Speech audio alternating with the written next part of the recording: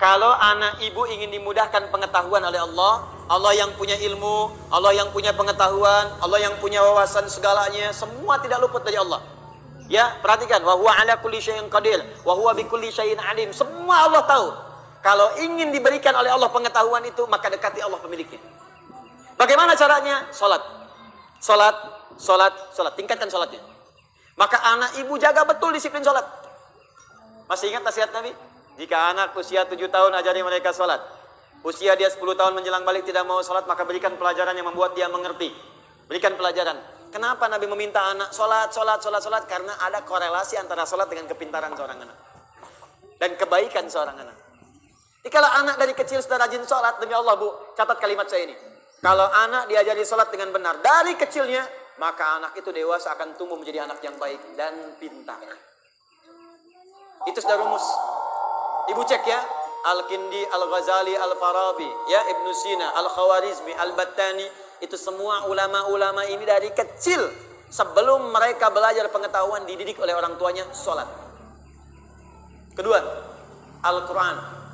Al-Quran. Ini ada rumus langsung disebutkan oleh pakar Quran. Kalau dia baru terlahir, di usia setiap bulannya, maka putarkan Al-Quran setiap juz setiap bulan. 1 bulan 1 juz. Berurut.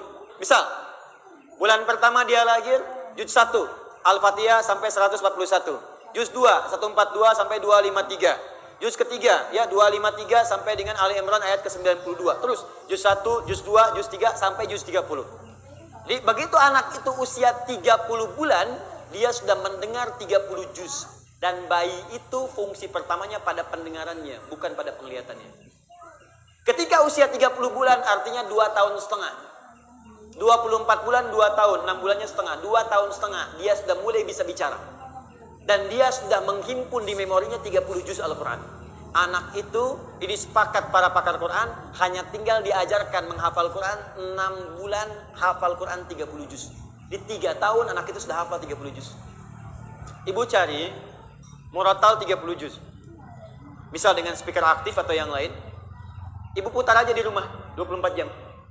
Simpan di ruangan yang strategis, di ruang tengah, di kamar tidur. Saya biasanya di rumah itu di speaker aktif ada sesuai dengan tempat lah. Di setiap kamar kami simpan speaker aktif, Quran 24 jam aja putar. Di ruangan tengah ada di situ. Jadi tiap hari yang terdengar Quran. Tiap hari. Itu suasananya beda Bu, akan lain suasananya, beda. Ibu buka ya, ada kitab namanya Bidayatul Mujtahid. Sekarang banyak digandrungi, kitab fikih. Fikih perbandingan. Bidayatul Mujtahid ini Bu, itu tentang fikih perbandingan, tapi yang nulis dokter bedah. Dokter bedah, dokter spesialisasi bedah, hafal Quran. Dari hafal Quran ini belajar fikih. Hafal Quran, hafal fikih, kedokteran. Ibnu Sina, hafal Quran, hafal hadis, hafal tafsir, kedokteran. Al-Khawarizmi, hafal Quran, hafal hadis, ahli matematika. Tuh. Hampir semua. Ibu kalau nggak percaya silahkan. Dan saya coba memulai membuktikan itu, ternyata banyak dampak perubahannya, betul itu. Ya, saya belajar Bu, saya belajar. Dan ternyata fisika itu banyak yang bersinggungan dengan nilai-nilai keislaman. Ya, di bab gaya aja, gaya gerak sama dengan gaya dorong, F1 sama dengan F2. Ya, apa yang masuk itu yang keluar. Gayanya tinggi, pukulan kencang, rendah sedikit. Sama, iman sedikit yang keluar pun ibadahnya sedikit. Imannya kuat, dicharge kuat, yang keluar ibadahnya kuat. Nah, sekarang anak fisika itu belajar untuk ujian saja. Anak sekolah belajar hanya untuk ujian, makanya ilmunya nggak dipakai dalam kehidupan. Saya sarankan begini, mumpung masih ada waktu, ibu dekati Al-Quran. Dan dekatkan anak-anak itu dengan Al-Quran. Itu Allah akan tingkatkan tingkat kecerdasannya. Kalau hafal dengan benar, itu minimal 3 kali lipat. Ada korelasi antara peningkatan kecerdasan dengan hafalan Quran. Antara hafalan Quran, karena Quran itu punya kurang lebih 52.000 kosakata. Penelitian menunjukkan orang yang banyak hafal kosakata itu akan berpengaruh pada wawasan. Dan karena dilatih cepat menangkap pengetahuan, dilatih cepat menangkap informasi, Quran itu kan paling dahsyat Bu.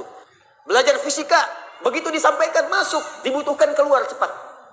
Biologi, dihafalkan masuk, keluar cepat. Makanya orang Islam dulu, itu walaupun mereka ahli biologi, matematika, bahkan kedokteran, itu rata-rata semua penghafal Quran. Masya Allah, itu dan kepake ilmunya gitu. Dan sekarang pun masih dikenal.